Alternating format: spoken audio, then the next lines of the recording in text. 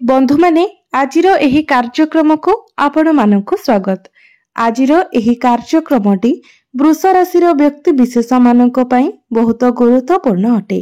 कारण आजिर एही वीडियो रे आमे माने जानिबा जे वृष राशि व्यक्ति विशेष मानक पई एही एप्रिल 2025 किपरि रहिबाको जाउछि। एप्रिल मासरे आपणक जीवन रे केउ सब परिवर्तन हेबाको जाउछि। आजिर एही वीडियो रे आमे माने वृष राशि मासिक राशिफल उपरे आलोचना करिबा। वृष राशि व्यक्ति विशेष मानकर स्वास्थ्य, शिक्षा, प्रेम जीवन, वैवाहिक जीवन, भाग्य, क्यारियर एवं व्यापार वाणिज्यर स्थिति किपरि रहिबो एप्रिल 2025 रे से विषय रे आजिर एही वीडियो रे आमे माने विस्तार भाबरे आलोचना करिबा। नवग्रहंकर स्थिति मध्य देखिबा। नवग्रह केउ भली फल प्रदान करिबारे सक्षम हेबे। एहा सहित अशुभत्व प्रदान करुथिबा ग्रह मानक पई किछि विशेष प्रतिकार मध्य जानिबा। तो बंधु माने सेथि पई आपणकर जदि वृष राशि होई थाए तो वीडियोटी को लाइक करी चैनल टी को सब्सक्राइब करि दियंतु एवं कमेंट बॉक्स रे भक्ति एवं श्रद्धार सहित जय श्री जगन्नाथ निश्चय लिखंतु। तो बंधु माने आसंतु आरंभ करिबा आजिर एही कार्यक्रम को जहाकी आपणकर जन्म राशि एवं चंद्र राशि उपरे आधारित अटे। तो राशि चक्रर 12 गोटी राशि मध्यरु द्वितीय राशि हेउछि वृष राशि एवं आपणक राशिर अधिपति हेउछन्ति शुक्र। तेबे मासर आरंभ रे आपणक कुंडलीर प्रथम भावरे विराजमान अछन्ति गुरु, द्वितीय भावरे विराजमान अछन्ति मंगल, पंचम भावरे विराजमान अछन्ति केतु एवं आपणकर एकादश भावरे विराजमान अछन्ति बुध, शुक्र, शनि, सूर्य एवं राहु। तो सर्वप्रथमे आसंतु जानि नेबा आपणकर स्वास्थ्य किपरि रहिबो एप्रिल 2025 रे। तेबे कुंडलीर प्रथम भावटी होइथाय आपणक स्वास्थ्यर भाव, आपणक इम्यूनिटी सिस्टम रो भाव एवं आपणकर प्रथम भावर अधिपति हेउछन्ति शुक्र, जे कि आपणकर एकादश भावरे विराजमान अछन्ति एवं संपूर्ण एप्रिल मासटी शुक्र आपणकर एकादश भावरे ही रहिबे।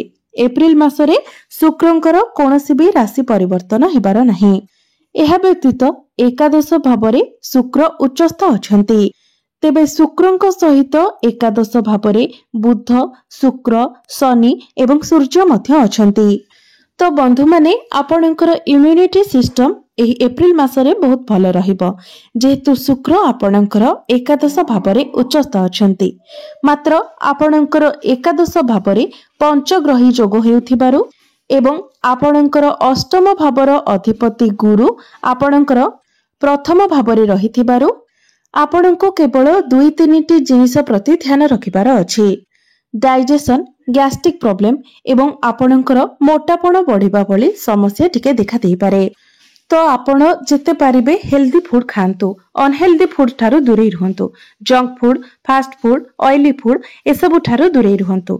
विशेष करी आपण जेते बेले बाहर को जाउछंती तो निजर खाद्य पेय प्रति विशेष ध्यान रखंतु एवं जेते बेले बुधंक सहित राहु किंबा शुक्रंक सहित राहु थांती तो आपणकर स्किन रिलेटेड प्रॉब्लम देखा देई थाए। सेथि पय आपण निज त्वचार मध्य जत्न नियंतु। तेबे एभली छोट छोट किछिटा समस्या आपणकर देखा देबो जहाकी आपण जदि सतर्क हुअंती तेबे ए सब मध्य ठीक होई जिवो। एहा व्यतीत कोनोसी सेमिति गंभीर समस्या आपणक स्वास्थ्य रे देखा जाउ नाही। एबे आसंतु जानिबा विद्यार्थी मानक पई किपरि रहिबो एप्रिल 2025। तो कुंडलीर पंचम भावटी होइथाय आपणकर शिक्षार भाव। आपणकर पंचम भावर अधिपति हेउछन्ति बुध। बुध आपणकर एकादश भावरे विराजमान अछन्ति एवं आपणकर पंचम भावरे विराजमान अछन्ति केतु। तो 18 मई पर्यंत केतु आपणकर पंचम भावरे ही रहिबे। तेबे केतु हेउछन्ति मुंडविहीन ग्रह, छाया ग्रह। से जो स्थान रे बसी थांती सेही स्थान सहित जड़ित कार्यकलाप रे आपणकर माइंड डाइवर्ट होई थाए। अर्थात पाठ पढ़ारे आपणकर मन लागिबो नाही, आपण अन्य मनस्क रहिबे। आपण पाठ पढ़ारे जहा भी करिवे ताकु नै कि आपण कंफ्यूज रहिबे जे मु जहा भी करूची ताहा मो पई ठीक रहिबो ना नाही। आपणक मध्यरे असंतुष्टिर भावना देखा देबो। तेबे 18 मई को केतु जेतेबेले आपणकर पंचम भावरू बाहरी जिबे तो आपणकर पाठ पढ़ार स्थिति बहुत भल रहिबो। तेबे एप्रिल मासरे जदि आपणकर कोनोसी एग्जाम रहिछि तो बुधंकर दृष्टि जेहेतु आपणकर पंचम भाव उपरे रहुछि तेणु आपणकर एग्जाम ठीक ठाक रहिबो। पाठ पढ़ा आपणकर 60 रु 70% भल रहिबो। मात्र सेथिरे भी आपणक मध्यरे टिके असंतुष्टि देखा देबो। तेबे 18 मई परे आपण निजर पाठ पढ़ारे पॉजिटिव चेंजेस देखिबाको पाइबे एवं जदि आपणकर कोनोसी गवर्नमेंट एग्जाम रहिछि तो 15 एप्रिल परे ताहा बहुत भल रहिबो। एबे आसंतु जानिबा आपणकर प्रेम जीवन किपरि रहिबो एप्रिल 2025 रे। तो कुंडलीर पंचम भावटी आपणकर शिक्षार भाव हेबा सहित पंचम भावटी मध्ये होइथाय आपणकर प्रेम जीवनर भाव एवं आपणकर पंचम भावर अधिपति हेउछंती बुध जे कि आपणकर एकादश भावरे विराजमान अछंती। आपणकर पंचम भावरे विराजमान अछंती केतु। तो आपणक संपर्क जेते भल होइतिले मध्य आपणक मध्यरे जेते भल अंडरस्टैंडिंग थिले मध्य केतु आपणक मध्यरे मिसअंडरस्टैंडिंग क्रिएट कराइबे। बिना किछि कारण रे ही आपणक मध्यरे जुक्ति तर्क हेबो। मात्र एप्रिल मासरे आपणकर राशिर अधिपति बुध एवं पंचम भावर अधिपति शुक्र दुई जण जाक आपणकर एकादश भावरे एकत्र थिबा हेतु एप्रिल मासटी आपणकर प्रेम जीवन पई बहुत भल रहिबो। तो आपणक मध्यरे जदि भी किछि प्रॉब्लम हुए तेबे इहार कोनोसी भी खराब प्रभाव आपणक प्रेम जीवन उपरे पड़िबो नाही। आपणक मध्यरे बुझामणा बहुत भल रहिबो, फीलिंग्स बहुत भल रहिबो। एप्रिल मासटी आपणकर प्रेम जीवन पई बहुत ही सपोर्टिव रहिबो। एबे आसंतु जानि नेबा आपणकर वैवाहिक जीवन किपरि रहिबो एही एप्रिल 2025 रे।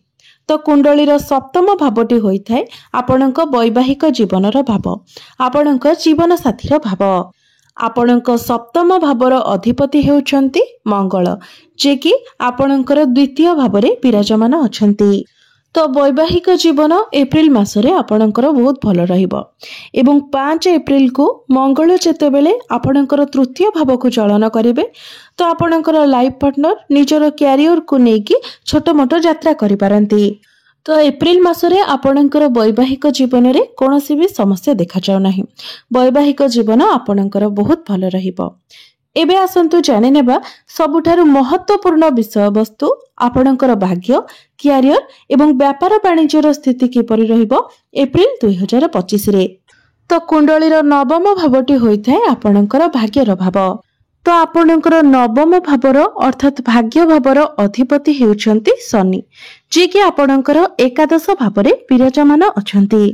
तेबे आपणक पई सबुठारु बड़ कथा हेउछि जे नाही आपणक राशि रे शनि 7.5 चलुछि आ नाही शनि 2.5 चलुछि। आपण संपूर्ण रूप रे शनि दोषारु मुक्त अटंती। तो शनि जेहेतु आपणकर लाभ स्थान रे अछंती एवं आपणक लाभ स्थान रे 5टी ग्रह अछंती तो एप्रिल मासटी आपणक पई एपरि रहिबो जे हठात करी आपणको बहुत किछि लाभ प्राप्ति हेबो। आपणको एक्स्ट्रा इनकम रो सोर्स मिली पारे। अनेक दिगरु आपण धन रोजगार करि पारंती। एही एप्रिल मासटी आपणकर फाइनेंस को नेकी आपणकर भाग्य को नेकी बहुत भल रहिबो। तो एप्रिल मासरे आपण जदि किछि बड़ डिसिजन नेबा पई चाहुछंती, किछि बड़ कार्यर आरंभ करबा पई चाहुछंती, किछि बड़ जिनिस आपण किणा किणी करबा को चाहुछंती, कोनोसी डील करबा को चाहुछंती, आपणकर कोनोसी मीटिंग अछि किबा आपण कोनोसी बड़ इन्वेस्टमेंट करबा पई चाहुछंती तो भाग्य संबंधित प्रत्येक क्षेत्र रे प्रत्येक कार्य रे आपणको एही एप्रिल मासरे सफलता मिलिबा को जाउछि। तो बिना चिंता रे आपण जहा भी करबा को चाहुछंती ताहा करि पारिबे। एहा व्यतीत जदि आपण शुभ मांगलिक कार्य करबा को चाहुछंती तो ताहा मध्ये आपण करि पारिबे। एबे आसंतु जानि नेबा आपणकर कैरियर किपरि रहिबो एप्रिल 2025 रे। तो कुंडलीर दशम स्थानटी होइथाय आपणकर कैरियर रो भाव, कार्य क्षेत्र रो भाव। तेबे आपणकर दशम भावर अधिपति मध्य शनि अटंती एवं शनि आपणकर एकादश भावरे लाभ स्थान रे विराजमान अछंती। तो कार्य क्षेत्र रे आपणको भिन्न भिन्न प्रकारर कार्य करबाको पड़ी पारे।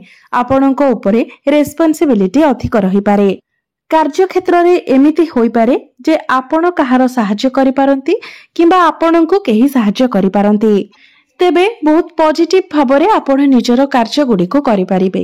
ଯଦି ଆପଣଙ୍କର ଟାର୍ଗେଟ ବେସ୍ କାର୍ଯ୍ୟ ରହିଛି ତ ତାହା ମଧ୍ୟ ଆପଣଙ୍କର କମ୍ପ୍ଲିଟ୍ ହୋଇଯିବ।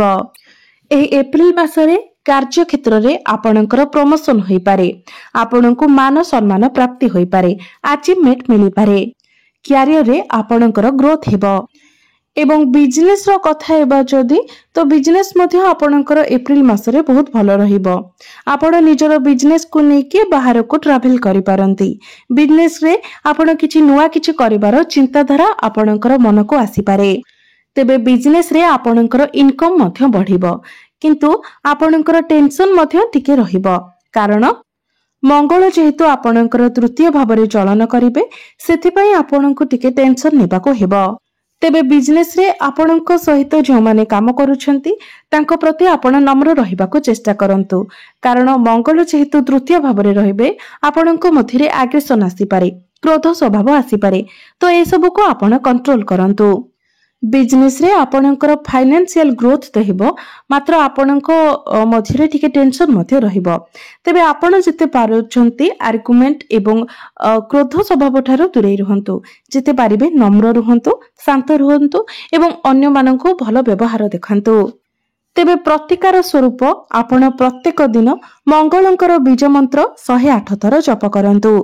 ଏହା ସହିତ ପ୍ରତ୍ୟେକ ଦିନ ଆପଣ ଗାୟତ୍ରୀ ମନ୍ତ୍ର ମଧ୍ୟ 108 ଥର ଜପ କରନ୍ତୁ ଏବଂ ପ୍ରତ୍ୟେକ ଦିନ ଆପଣ ହନୁମାନ ଚାଳିସାର ମଧ୍ୟ ପାଠ କରନ୍ତୁ। ପ୍ରତ୍ୟେକ ଦିନ ଆପଣ ଉଦିତ ସୂର୍ଯ୍ୟଙ୍କୁ ତମ୍ବା ପାତ୍ରରେ ଜଳାର୍ଘ୍ୟ ଅର୍ପଣ କରନ୍ତୁ ଏବଂ ପ୍ରତ୍ୟେକ ଦିନ ପକ୍ଷୀମାନଙ୍କୁ କିଛି ଖାଇବାକୁ ଦିଅନ୍ତୁ। ଏପରି କରିବା ଦ୍ୱାରା ଆପଣଙ୍କର ଯାହା କିଛି ଅଶୁଭତ୍ୱ ରହୁଛି ସେସବୁ ଖଣ୍ଡନ ହେବ ଏବଂ ଆପଣଙ୍କୁ ଅଧିକ ଶୁଭତ୍ୱ ପ୍ରାପ୍ତି ହେବ। ତ ବନ୍ଧୁମାନେ, ଆପଣଙ୍କର ଜୀବନ ମଙ୍ଗଳମୟ ହେଉ, ଏହା ହିଁ ଈଶ୍ୱରଙ୍କ ନିକଟରେ ମୋର ପ୍ରାର୍ଥନା।